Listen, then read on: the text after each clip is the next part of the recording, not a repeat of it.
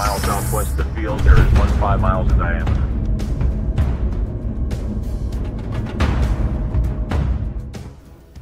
একটি মাত্র পারমাণবিক বোমা কেড়ে নিতে পারে কোটি কোটি মানুষের প্রাণ,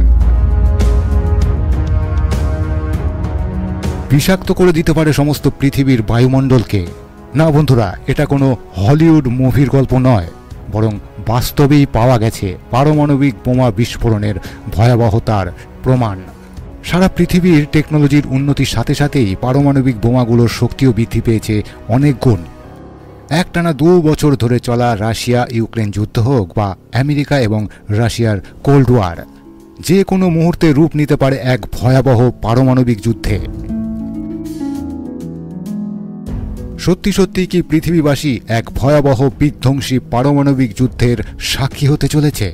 আর যদি তাই হয় তাহলে কি হবে এই পৃথিবীর অবস্থা?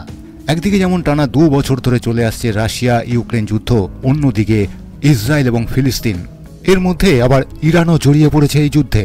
আর ওদিকে থেমে নেই সাউথ কোরিয়া এবং নর্থ কোরিয়ার দ্বন্দ্ব। অন্যদিকে ড্রাগনও মাঝে মধ্যেই তাইওয়ানের দিকে চোখ রাঙাতে থাকে। তাইওয়ান কিন্তু আবার পশ্চিমাদের মদতপুষ্ট। এক কথায় বলতে গেলে সারা বিশ্বে যেন একটা যুদ্ধ পূর্বাভাস দেখা যাচ্ছে বেশ কিছু বছর ধরে। যেন এক অস্থিরতা বিরাজ করছে গোটা মধ্যপ্রাচ্য এবং এশিয়ার বেশ কিছু দেশে।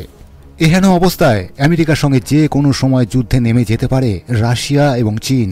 পৃথিবীর এই 3 মহাশক্তি সত্যি সত্যি যদি যুদ্ধে জড়িয়ে পড়ে, তার পরিণাম হবে মারাত্মক। তাহলে এই পৃথিবীবাসী দেখতে পাবে তৃতীয় বিশ্বযুদ্ধ। আর এই যুদ্ধ কোনো সাধারণ হাতিয়ার দিয়ে নয়, বরং এই যুদ্ধে ব্যবহার করা হবে পারমাণবিক অস্ত্রের। আজ থেকে প্রায় 8 দশক আগে আমেরিকা জাপানের হিরোশিমা এবং নাগাসাকিতে 2টি পারমাণবিক বোমা বিস্ফোরণ ঘটিয়েছিল। আর এই 2টি বোমার নাম ছিল লিটল বয় এবং ফ্যাটম্যান। নামে লিটল বয় হলেও এই বোমার তীব্রতা ছিল এতটাই যে হিরোশিমা নাগাসাকির সেই অঞ্চলগুলো আজও মানুষের বসবাসের যোগ্য নয়। যদিও সেই বিধ্বংসী ঘটনার আজ 80 বছর পেরিয়ে গেছে। এই 80 বছর পেরিয়ে যাওয়ার পর আজ পারমাণবিক বোমার শক্তি বেড়েছে আরও কয়েকশো গুণ। বর্তমান সময়ে দাঁড়িয়ে পারমাণবিক বিশেষজ্ঞরা মনে করেন, এখন যদি পারমাণবিক যুদ্ধ শুরু হয় তাহলে হিরোশিমা এবং নাগাসাকিতে যে ক্ষয়ক্ষতি হয়েছিল তার থেকে 1000 গুণ বেশি ক্ষয়ক্ষতি হবে এই বর্তমান সময়ে। পারমাণবিক যুদ্ধ শুরু হলে বোমার বিস্ফোরণ এবং এর রেডিয়েশনের প্রভাবে সারা বিশ্বে প্রায় 500 কোটি মানুষ মারা যাবে। বিস্ফোরণের প্রভাবে সৃষ্টি হওয়া রেডিয়েশন অথবা এর থেকে বেরিয়ে আসা ঘন ছায়ের আস্তরণ সূর্যরশ্মিকে বেশ কিছু বছরের জন্য আটকে দেবে। এর ফলে মারা যাবে আরও লাখো লাখো মানুষ। আমেরিকার রাটগার্স বিশ্ববিদ্যালয়ের এক গবেষণায় পৃথিবী ধ্বংসের এক মানব সৃষ্ট চিত্রের কথা উঠে এসেছে।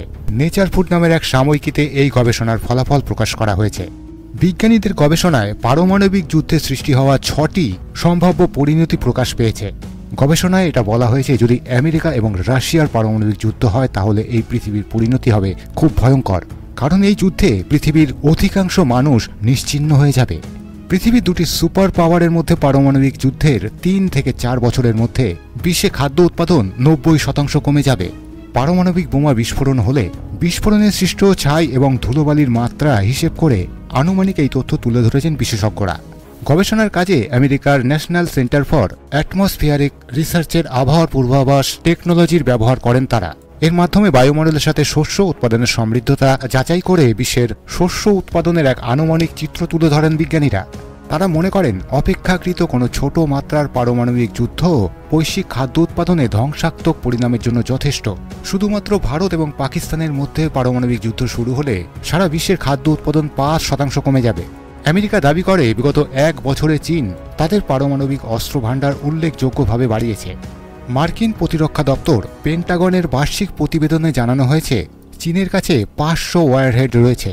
2030 সালের মধ্যে এই সংখ্যাটা প্রায় 1000 বাড়ানোর পরিকল্পনা করছে চীন। আমেরিকা দাবি করছে চীনের অস্ত্র ভাণ্ডার যেভাবে বৃদ্ধি পেয়েছে তা আগের সমস্ত অনুমানকে ছাড়িয়ে গেছে। তবে চীনের অস্ত্র ভাণ্ডারের অস্ত্র এখনও পর্যন্ত আমেরিকা এবং রাশিয়ার তুলনায় অনেকটাই কম। তবে চীন কিন্তু নো ফার্স্ট স্ট্রাইক নীতিতে প্রতিবদ্ধ।